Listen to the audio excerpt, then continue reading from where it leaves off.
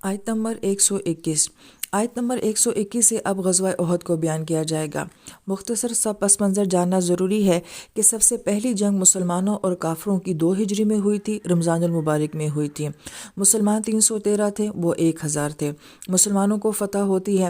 اب کافروں کے دلوں میں انتقام کی آگ بھڑک رہی ہے۔ اگلے سال یعنی کہ 3 ہجری کو اور شوال کے مہینے میں وہ دوبارہ جنگ کرنے آتے ہیں۔ اب ان کی تعداد 3000 ہے اور مسلمانوں کی تعداد 1000 ہے۔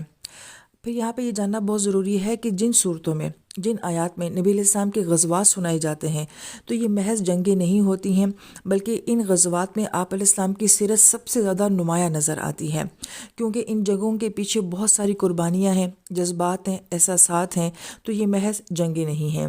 اس لیے ان آیات کو بہت غور سے پڑھنا چاہیے اور سمجھنا چاہیے کہ ان آیات کے پیچھے بہت سارے جذبات اور بہت ساری فیلنگز ہیں، جس کا اندازہ اس آیت مبارکہ سے ہو جاتا ہے۔ اور اس جب غدوتا، آپ صبح کو نکلے، من اہلی کا، اپنے گھر سے، تو گویا کہ یہاں پہ اللہ تعالیٰ ایک منظر کو بیان فرما رہے ہیں کہ جب آپ اپنے گھر سے نکلے تو کتنے بیٹے اپنے ماؤں کو الوداع کہہ رہے ہیں، اور بیویاں اپنے شوہروں کو کہہ رہی ہیں، بہنیں اپنے بھائیوں کو کہہ رہی ہیں، اور کوئی نہیں جانتا کہ ان میں سے کوئی واپس آئے گا یا نہیں آئے گا۔ تو گویا کہ ان الفاظ کے پیچھے بہت سارے جذبات چھپے ہوئے ہیں۔ پھر فرمایا کہ تبوئ المؤمنین، اور آپ ٹھکانہ دے رہے تھے یا معمور فرما رہے تھے ایمان والوں کو۔ تو بوئ کا لفظ جو ہے بوا سے ہے، اور بوا ایسے گھر کو کہا جاتا ہے کہ جہاں دنیا کی ہر ضرورت اور سہولت جو ہے وہ موجود ہو۔ اور عموماً اس لفظ سے جو کانسیپٹ دیا جاتا ہے وہ جنت کے گھر کا ہے، کیونکہ دنیا میں کوئی ایسا گھر نہیں ہے جہاں سب کچھ ہوتا ہے، کوئی نہ کوئی کمی بہرحال رہ جاتی ہے۔ بجلی ہوگی، گیس ہوگی تو پانی نہیں ہوگا، اگر یہ سب کچھ ہوگا تو راستے اچھے نہیں ہوں گے، یا پھر شہر سے دور ہوگا، وغیرہ وغیرہ۔ تو اللہ تعالیٰ اکثر قرآن پاک میں لفظ استعمال فرماتے ہیں جنت کے گھر کے لیے کہ سب سے پرفیکٹ گھر کہاں ہوگا، وہ صرف جنت میں ہوگا۔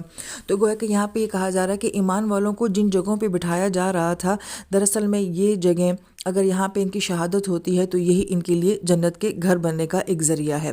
مقاعدہ، قاعدہ سے، قاعدہ کا مطلب ہوتا ہے کسی جگہ بہت دیر تک بیٹھ کے انتظار کرنا، تو یہ وہ جگہ تھی للقتال جو کہ لڑنے کے لیے تھیں۔